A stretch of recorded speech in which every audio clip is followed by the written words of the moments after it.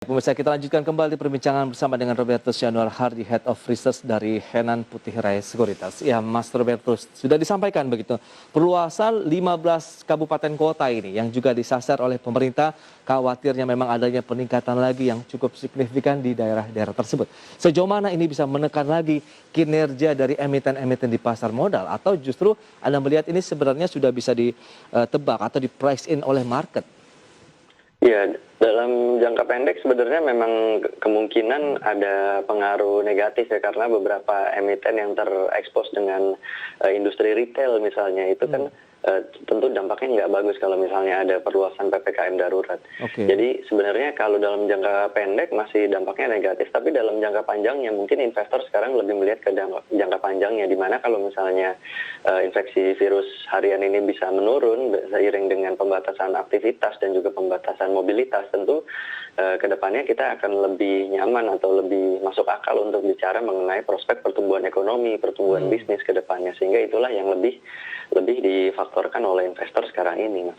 Baik, pemerintah juga mengkhawatirkan akan adanya hambatan ya terkait dengan pertumbuhan ekonomi di kuartal ketiga begitu dengan adanya penerapan dari PPKM darurat ini, karena tadi terbukti hingga diperluas ke sejumlah daerah lagi di luar Jawa Bali yang menjadi fokus utama sebelumnya. Nah, lantas seberapa jauh juga ini dampaknya? Apakah akan mempengaruhi juga kinerja di kuartal ketiga nantinya untuk emiten-emiten retail seperti yang Anda katakan? Iya, betul. Karena kalau kita perhatikan perluasan PPKM darurat, sebenarnya kalau misalnya yang udah diberlakukan aja di beberapa daerah, terlihat sudah adanya pelemahan di dalam aktivitas belanja retail ataupun juga aktivitas niaga yang lainnya. Tentu kedepannya ini dalam jangka pendek akan menimbulkan sentimen yang negatif juga, tapi kalau kita bicara mengenai dampak positif yang lebih jangka panjangnya lagi, gimana kalau misalnya infeksi virus ini bisa terkonten, termanage dengan baik, tentu kedepannya akan lebih mudah untuk bisa meningkatkan aktivitas bisnis, aktivitas niaga kedepannya kalau misalnya kita sudah tidak ada kekhawatiran lagi mengenai hal itu, ditambah juga dengan vaksinasi yang semakin meluas. Nah, ini yang tentu tidak kalah pentingnya, karena best practice berdasarkan negara-negara lain yang sudah menerapkan perluasan vaksinasi itu bahkan sudah menghilangkan mandatori pakai masker gitu misalnya beberapa negara ya. Itu tentu menjadi suatu yang kita harapkan juga ke depannya seiring dengan peningkatan rasio vaksinasi dan juga pengurangan dari infeksi harian ini. Oke, lantas emiten-emiten apa saja yang perlu dicermati begitu dalam artian bagi mereka yang belum memiliki posisi atau bagi mereka juga yang sudah memiliki posisi di sektor retail ini, Mas Robertus? Ya, tentu kalau dalam jangka pendek sektor retail dan juga properti yang terkait dengan industri retail, misalnya penyewaan space di mall dan pusat perbelanjaan, itu mungkin dalam jangka pendek akan tidak bagus ya dampaknya. Tapi kedepannya kita juga masih perhatikan lagi apakah PPKM darurat ini bisa berlarut-larut jangka panjang ataukah bisa cepat tertangani dengan baik masalah pandemi kesehatannya ini. Jadi kedepannya kita masih harus wait and see juga. Pembelian emitennya sih banyak, ada beberapa yang di perdagangan retail seperti Mitra Adi Perkasa, Ramayana, dan juga properti seperti Pakuwon, Summarecon yang banyak mengoperasikan mall dan pusat perbelanjaan. Ini bisa diperhatikan bagaimana pemulihannya ke depannya seiring dengan kalau misalnya nanti sudah mulai diangkat status PPKM daruratnya seperti itu. Betul, kalau kita cermati Pewon kemudian Mitra Adi Perkasa dalam satu pekan terakhir begitu data dari RTA menunjukkan tren penurunan yang cukup dalam begitu. Nah, Anda melihat kalau misalnya bicara mengenai jangka panjang dan artian mungkin kita menengah dulu deh di kuartal ketiga, bagaimana mereka yang sudah memiliki posisi misalnya di Pewon ataupun MAPI misalnya? Iya, kita pasti masih wait and see dulu, masih memperhatikan bagaimana dampak lebih lanjut terhadap dari PPKM darurat ini ke depannya terhadap kinerja perseroan. Yang pasti sih kalau misalnya udah ada tanda-tanda bahwa ini PPKM darurat sudah akan diangkat gitu, statusnya diturunkan, tentu bisa mulai bernapas lega lagi untuk sektor yang terkait dengan retail dan juga properti yang menyewakan retail space.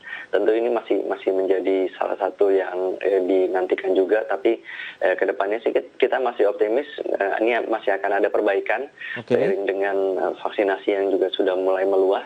Kalau misalnya ini bisa lebih ditingkatkan lagi dan juga kasus infeksi hariannya bisa diturunkan, Ya, ini tentu akan dampaknya lebih positif lagi. Terutama kemarin juga sudah datang beberapa 3 jutaan dosis 3 juta vaksin baru betul. Moderna yang ya, akan Moderna yang akan diprioritaskan bagi tenaga booster kesehatan. untuk tenaga kesehatan dan Ya, juga sebagian untuk masyarakat umum juga untuk yang suntikan pertama dan keduanya. Tentunya kita harapkan bisa lebih cepat lagi untuk akselerasinya seperti itu. baik. Tapi optimisme dari pelaku pasar sendiri, Anda melihat begitu ya, berdasarkan mungkin riset yang sudah dilakukan dari Henan Putih Raya, Anda melihat bagaimana untuk prospek, kemudian optimisme dari pelaku pasar ke depan? Ya, optimisme pelaku pasar ke depannya kita masih melihat sebenarnya kalau yang contoh yang terjadi di India gitu ya Ya, baru-baru ini pada saat terjadinya tsunami COVID-19, indeks sahamnya justru mengalami penguatan. Jadi mungkin ini juga yang bisa diterapkan juga di Indonesia di mana pembatasan atau lockdown yang diperluas ini juga akan membawa dampak yang lebih positif di kemudian hari di jangka panjang sehingga ini yang ya, lebih difaktorkan oleh investor yang kami lihat sih seperti demikian. Kecenderungannya investor masih akan lebih melihat ke prospek jangka panjangnya daripada yang jangka pendeknya. Jangka pendek tentu akan terjadi ya, pelemahan aktivitas ekonomi dan industri, tapi betul. dalam jangka panjang ya kita masih akan lebih optimis sehingga itulah yang coba untuk difaktorkan oleh para investor sekarang ini seperti itu. Lantas bagi sektor retail sendiri, apakah sekarang dari sisi pergerakan harganya sudah cukup murah sekali begitu dalam artian sudah bottoming atau masih ada peluang turun lebih jauh? Ya, kalau dari bicara mengenai sektor retailnya sendiri memang masih agak cukup berat ya tantangannya, Oke, challenge-nya masih agak cukup berat. Tapi ke depannya bukan berarti tanpa peluang gitu. iya Tapi kalau betul. dalam jangka pendek ini memang kita mungkin belum rekomendasikan saatnya karena terlihat dari adanya PPKM yang sebelumnya juga PPKM mikro, makro dan juga sekarang dinaikkan statusnya menjadi darurat Ya. ini menekan kinerjanya lebih jauh di tahun ini. Jadi sepertinya tahun ini tidak akan menjadi tahun yang lebih baik lah untuk para emiten retail ini kalau kita Wow. melihatnya seperti itu. Oke, berarti tantangannya masih cukup berat di sepanjang tahun 2021 ya, terdampak dari pandemi COVID-19 untuk sektor retail dan juga mungkin beberapa sektor lainnya seperti Anda bilang tadi ada properti yang juga terhantam badai COVID-19 begitu ya, Mas? Ya, betul, betul. Terutama properti yang berkaitan dengan penyewaan retail space seperti Ya. mall, pusat perbelanjaan itu sebenarnya juga masih akan kita lihat 50-50 lah peluangnya untuk bisa menaikkan kinerja sampai dengan di paruh kedua tahun ini kan sangat sangat tergantung sekali dengan status darurat yang Betul. diterapkan oleh pemerintah sekarang ini seperti itu. Yes, itu dia. Kita tunggu saja semoga upaya pemerintah juga memberikan sedikit harapan baru ya terkait dengan adanya varian dari Delta ini yang penyebarannya lebih masif lagi begitu Mas Robertus. Kita akan jeda dulu.